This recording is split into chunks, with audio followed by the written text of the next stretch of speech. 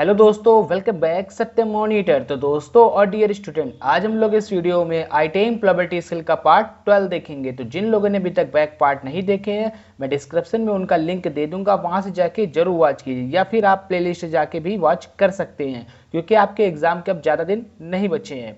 तो हमारा first question है, when you check your watch frequently while speaking to a supervisor he or she will get।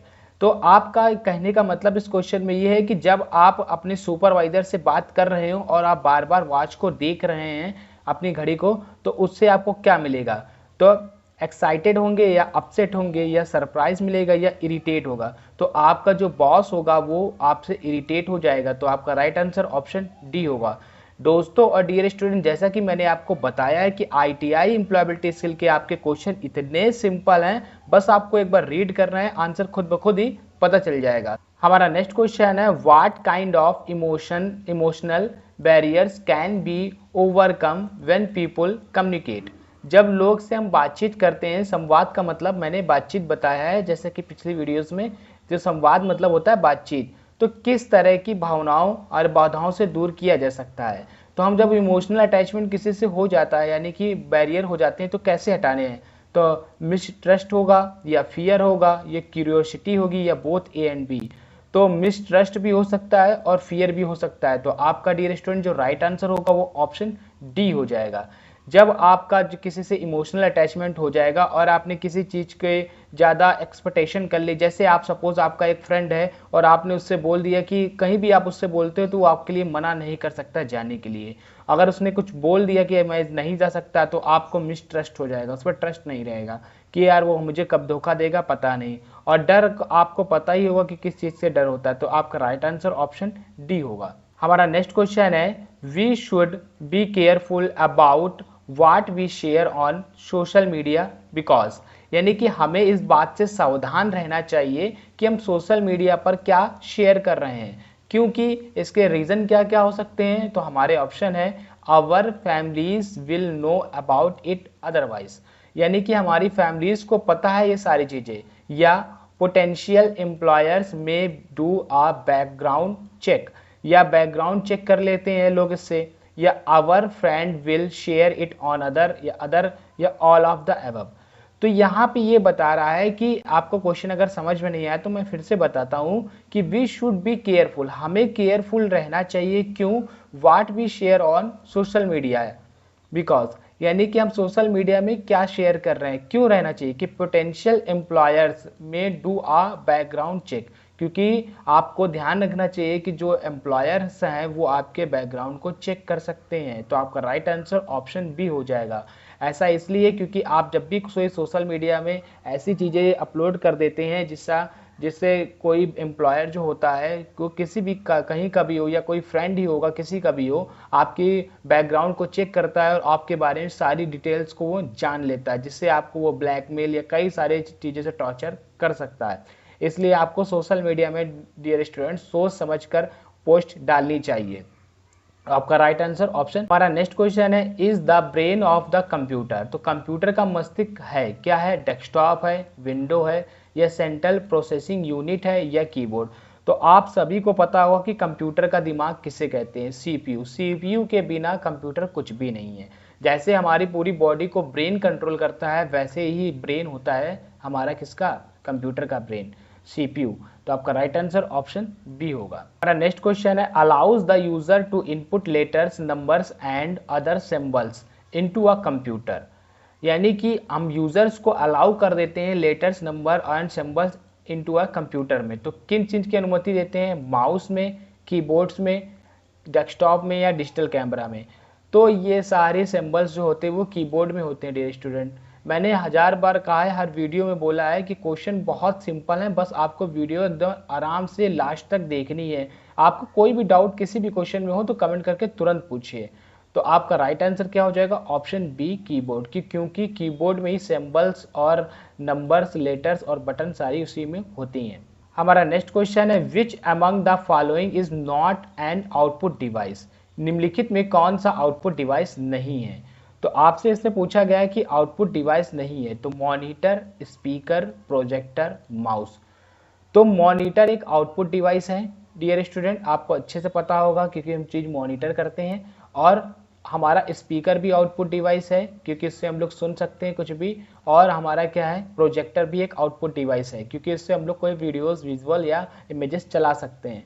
जबकि हमारा mouse क्या है, एक इनपुट डिवाइस है, तो ये आउटपुट डिवाइस नहीं है। तो आपका राइट आंसर ऑप्शन डी होगा क्योंकि हम लोग सिर्फ हमेशा माउस से इंटर ही कर सकते हैं, आउटपुट कुछ नहीं मिलता इससे।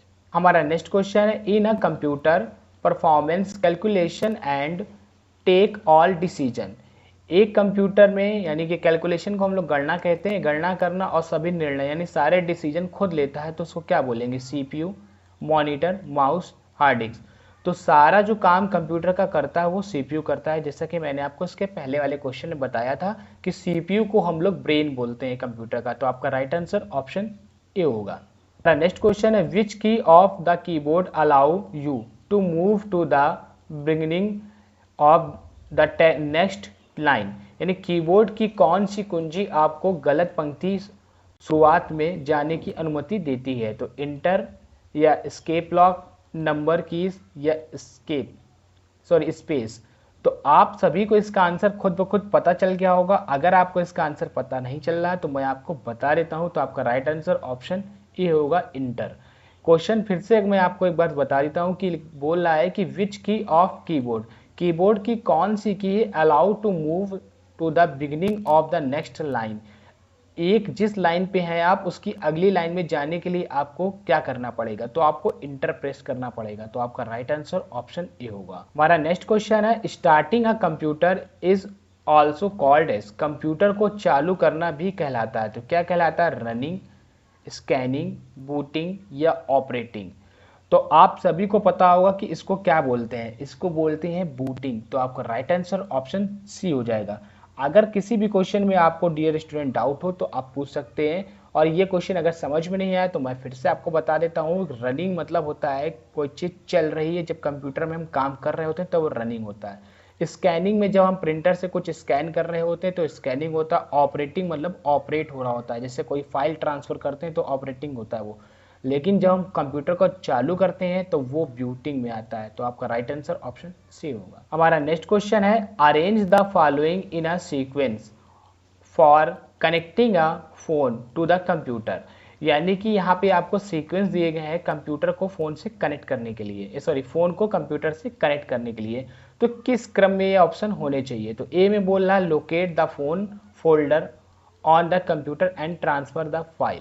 यहाँ कह रहा है फोन को लोकेट करना है फोल्डर को, और ऑन द कंप्यूटर, कंप्यूटर को ऑन करना है, एंड ट्रांसफर, फाइल को ट्रांसफर कर लेना है।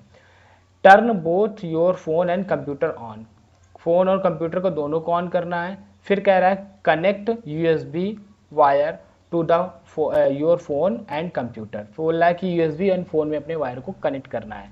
तो आप सभी को पता होगा कि इसका आंसर क्या होगा। तो सबसे पहले हम लोग ये जान लेते हैं कि क्या सबसे पहले क्या स्टेप आता है। कोई भी चीज़ कनेक्ट करने से पहले आप सभी को पता होगा कि हम लोग क्या करते हैं, सबसे पहले एक ऑन करते हैं। तो बी सबसे पहले आएगा कि turn your phone and computer, तो इनको दोनों को ऑन करना है। देन ऑन करने के बाद आपकी फ़ोन की केबल और जो होगी यूएसबी केबल, उसको फ़ोन से और कंप्यूटर से वायर को कनेक्ट कर देंगे। तो ये ऑप्शन बी के बाद सी आएगा। फिर लास्ट में आपका ए आएगा। फिर लोकेट करना है किस फोल्डर में फाइल को लेना है फ़ोन से और या किस में ट्रांसफ़र करना है। तो इस हिसाब से आपका राइट आंसर क्या हो जाएगा, बी सी ए। तो बी सी ए आपको डी मिलेगा। तो आपका राइट आंसर ऑप्शन डी होगा।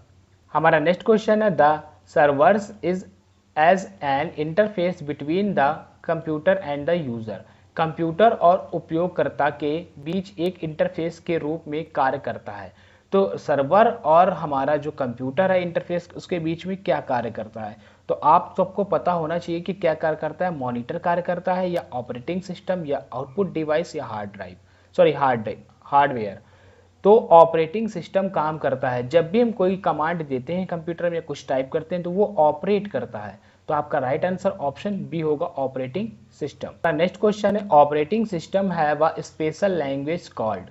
ऑपरेटिंग सिस्टम एक विशेष भाषा है जिसे कहते हैं। तो ऑपरेटिंग सिस्टम को हम लोग क्या बोलते हैं, binary language, access code, Linux code या रोबोट कोड।